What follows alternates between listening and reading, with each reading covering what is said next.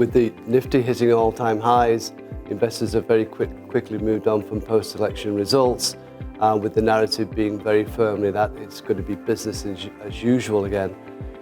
Indeed, the formation of the newly formed BJP coalition had no surprises in some of the key ministries, and again, that's just added the kind of the thought process that nothing's really going to change going ahead.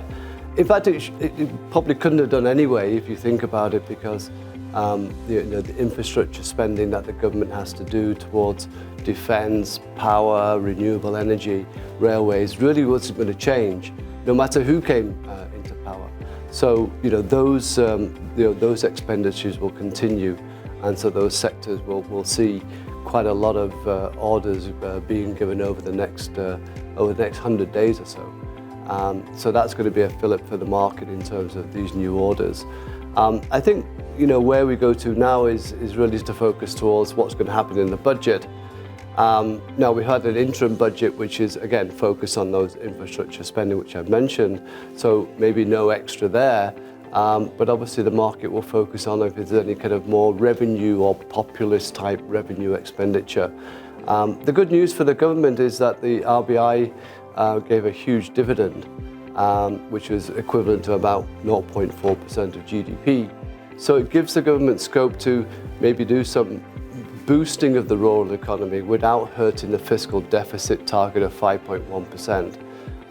So you get growth both through infrastructure spending, rural spending if any measures come through, and a fiscal kind of policy which is still in line with what the government targets are. And I think the market will like that.